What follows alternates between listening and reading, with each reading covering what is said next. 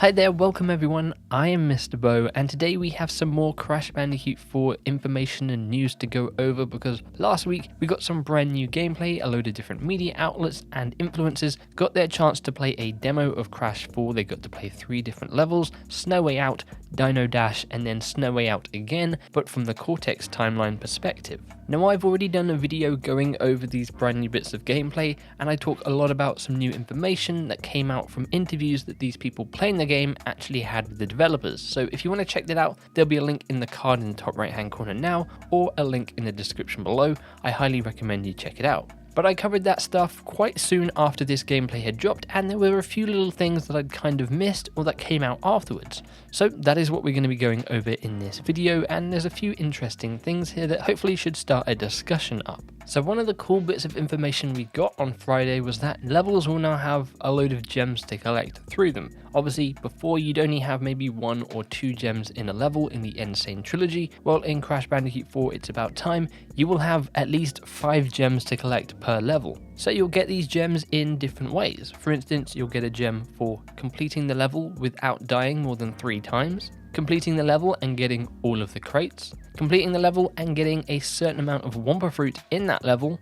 and then just hidden throughout the level there will be gems to collect. And again, I've already talked about this before, but this will just help with the replayability of this game. If there is a minimum of 5 gems to collect on every level, and you maybe complete a level but you forget 3 of them, you can then go back, try and get those other gems. Not to mention, we're also going to be seeing time trials make a return in this game, so you're going to be going after these gems, you're going to be going after relics, and there might even be more stuff to collect in this game when we learn more details about it. And that segues us into the other thing that I wanted to talk about, because a lot of people kind of missed this. It was only shown off in the loading screens for these levels, and that is the time trial icons. Now we have seen the time trial clock in a bunch of other gameplay previews, we saw it in the pirate level and we saw it in the original B-roll footage that got released. However, what we didn't see is a brand new time trial icon. Now as I just said, this was only seen in the loading screen, so no one actually got to pick this up and see what it was about. But as you can see here, we have the normal time trial clock on the left, and then on the right we have another time trial clock, except this time it's purple and it has a skull on it. Now of course we don't know what the difference between them officially is, but that doesn't stop us from speculating and having a few guesses. Now I think the most obvious guess here would be the normal time trial clock doesn't penalize you for dying anymore. If you die during a time trial, you won't go back to the beginning of the level, you'll go back to the nearest checkpoint crate and continue on. However, if you want to try the time trial without dying, you pick up the clock on the right instead. We know we're getting the modern and retro mode. I've gone over this quite a few times in videos. The modern mode is an easier mode where if you die you don't really have any penalty. And it would make sense that if they're adding those 2 new modes in, they would do the same with time trials to make it just a little bit more forgiving for people.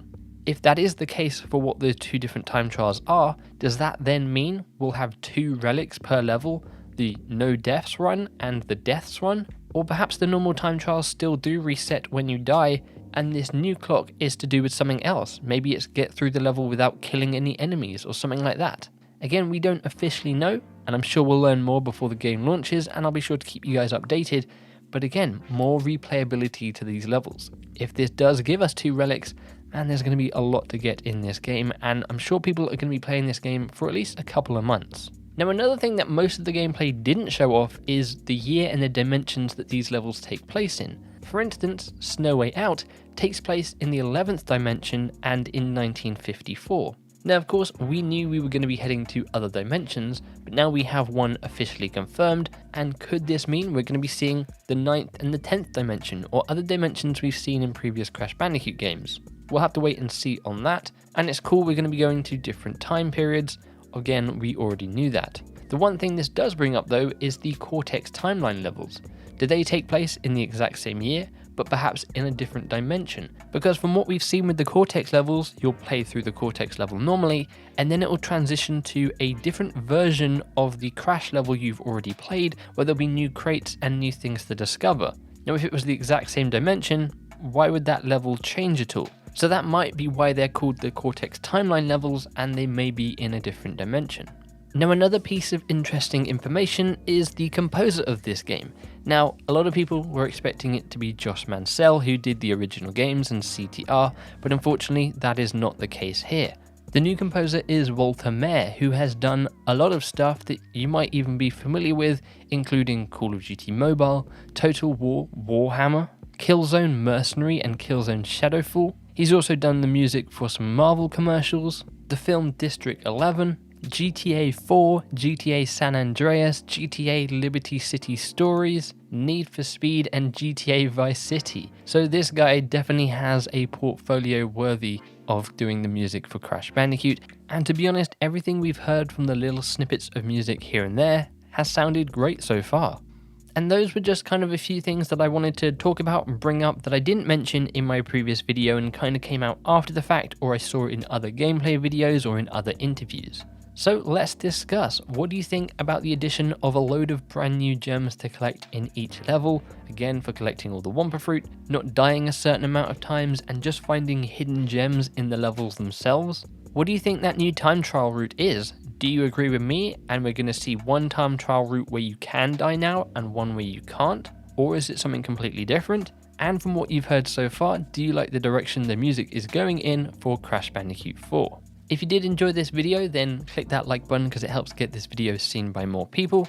If you aren't already and you feel like it, then subscribe to stay up to date with all my content. If you want to be notified on when my future videos go live, you can also tap that bell icon down below as well. Also, if you're someone who uses Twitter, you can follow me over on Twitter at @IamMisterBo to keep up to date with the channel and everything going on. Also, we have a Discord server.